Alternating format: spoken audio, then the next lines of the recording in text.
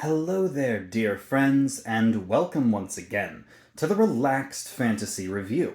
Today, we're going to be talking about spellcasting, and specifically, we're going to be talking about Cleric spellcasting, the divine healers of D&D.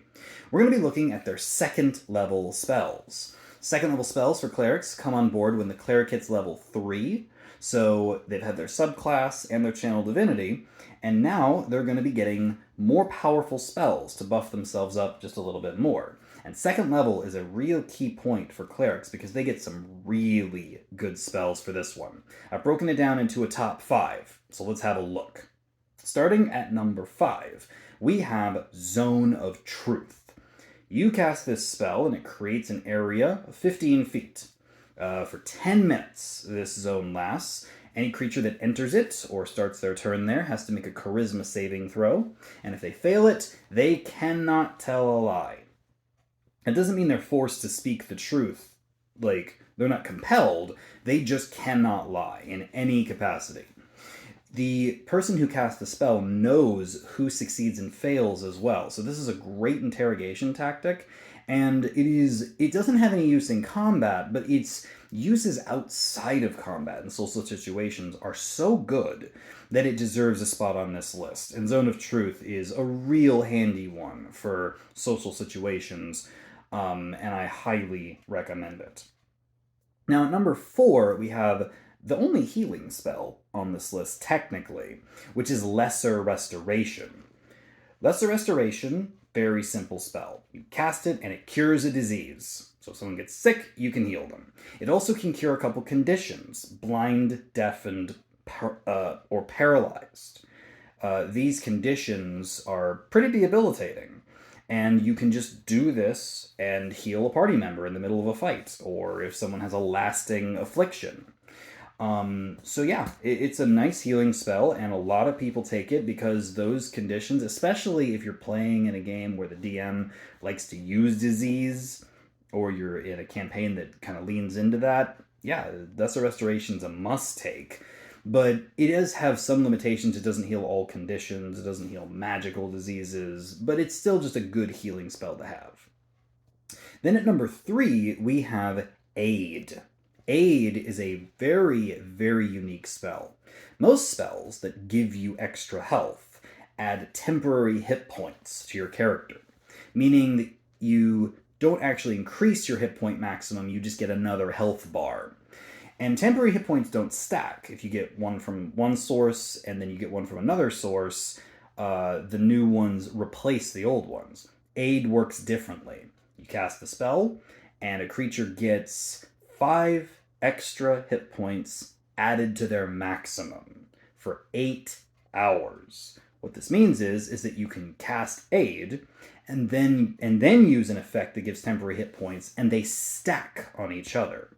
And this doesn't take concentration in any capacity, so you can just up people's hit point maximums, and that's really, really nice. It's a good buff spell to add, and that means you can heal up to that new maximum. And you can upcast Aid to give more hit point maximums, so it doesn't just have to be 5, it can be 10, 15, and so on. Now, at number 2, we have an actual combat spell, Hold Person.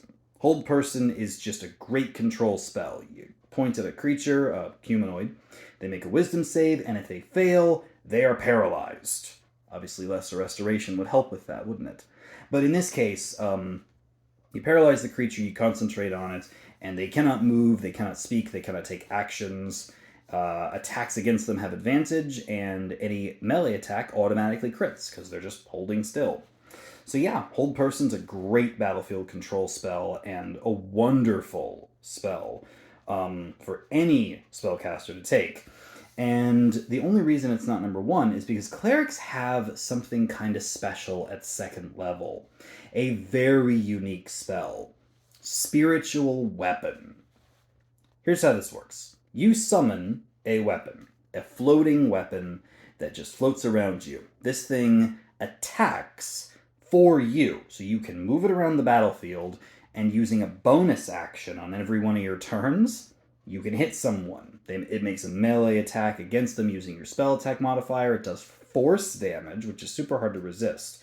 So If you have a cantrip that you're using your action to cast, or you're just swinging around a warhammer or whatever, you're using your action to do that, you bonus action spiritual weapon. You can either gang up on the same creature, or you can split your attacks across the battlefield.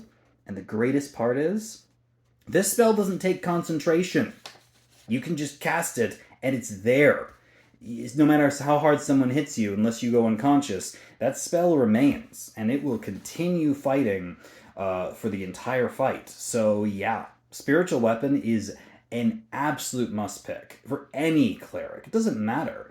If you're not typically a fighter, if you're a healer, if you're a peace domain, whatever, it doesn't matter. Having a spiritual weapon to do the fighting for you, or to just double down on your damage. Either way, take spiritual weapon. I've heard of bards taking spiritual weapon for their magical secrets. I've heard of people pilfering it. It's just everyone who can use spiritual weapon wants it, and clerics get it just because they're a cleric. This has been the Relaxed Fantasy Review. If you enjoyed the video, please like and subscribe down below, and keep your eyes peeled for more spellcasting reviews coming down the line soon. Have a good one, my friends.